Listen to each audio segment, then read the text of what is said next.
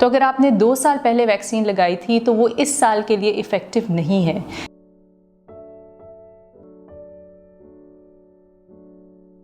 अस्सलाम वालेकुम, मेरा नाम डॉक्टर सोम्या इक़्तिदार है and I am associate professor of medicine eight king Edward medical university. I am also the secretary general for Pakistan society of internal medicine. आज हम बात कर रहे हैं एक पुराने रेस्पिरेटरी वायरस की। आजकल आपने देखा कि सिर्फ कोविड-19 पे ही बात होती है बिकॉज़ ये एक नया वायरस है, लेकिन कुछ पुराने ऐसे वायरसेस भी हैं जो हमारे इर्द गिर्द मौजूद हैं और जो हर साल हमें इफ़ेक्ट भी करते हैं।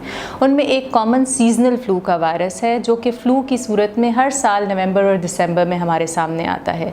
इसमें से कुछ फॉर्म एक सीरियस फ्लू की है जिसे हम H1N1 इन्फ्लुएंज़ा भी कहते हैं। तो हमें ये नहीं भूलना कोविड-19 में कि मौसमी फ़्लू या H1N1 इन्फ्लुएंज़ा भी इसी सीज़न में होता है और हमें इसकी भी एहतियात करनी है। ये भी एक ड्रॉपलेट इन्फेक्शन है जो सांस से और खांसने और छींकने से फैलती है। तो बेसिक एहतियाती तदाबीर तो आप सबको आई एम श्योर कि अब याद हो गई हैं, जिसमें मास्क का इस्तेमाल है, हाथों को बार बार धोना है, खांसते और छींकते वक्त अपने मुंह को कवर करना है या टिश्यू पेपर या रुमाल में अपने आप को कवर करें, कफ या स्नीज़ को, या एल्बो की अंदर की साइड पे मैं हमेशा बताती हूँ कवर करें। हाथों को 20 से 40 सेकंड से पानी से बार बार धोइए। अगर आपको बुखार, ज़ुकाम, फ्लू की कैफियत है तो आप कुछ तो घर में रेस्ट कीजिए, अपने आप को आइसोलेट कर लें ताकि आप दूसरे लोगों को इन्फेक्ट ना करें।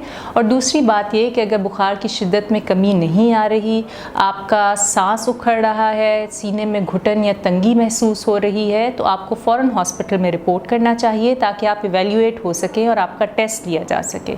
इसके लिए भी स्वैब लिया जाता है नेज़ोफेरेंजियल, जिससे डिटरमिन होता है कि कौन सी किस्म का वायरस है। ये सीजनल वायरस है, सीजनल फ्लू का वायरस है, इन्फ्लुएंज़ा H1N1 है या खुदा न खास्ता कोविड-19 है जो आपको इन्फेक्ट कर रहा है और उसके मुताबिक आपको ट्रीटमेंट दिया जा रहा है।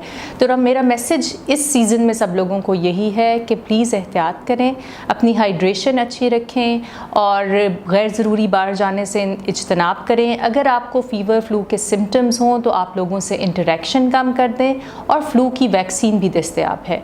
वो लोग जो हाई रिस्क हैं, स्पेशली जिनको दिल का मसला है या कोई क्रॉनिक एलमेंट है या फिर सांस की तकलीफ़ हैं जैसे एस्थमा है या स्मोकर्स जिनको क्रॉनिक ब्रोंकाइटिस या एम्फाइसीमा है या सांसों या सांस या फेफड़ों की कोई और तकलीफ़ है, या वो जिनकी क़ुव्वत मुदाफ़ियत कम है जैसे कि वो किसी क्रॉनिक एलिमेंट का शिकार हैं या फिर ऐसी अद्वियात पर हैं जो क़ुव्वत मुदाफ़ियत को कम करती हैं, बहुत बूढ़े लोग, बच्चे और हामला ख़वातीन, इन सब को फ़्लू की वैक्सीन ज़रूर लगवानी चाहिए क्योंकि ये आपको प्रोटेक्ट करती है।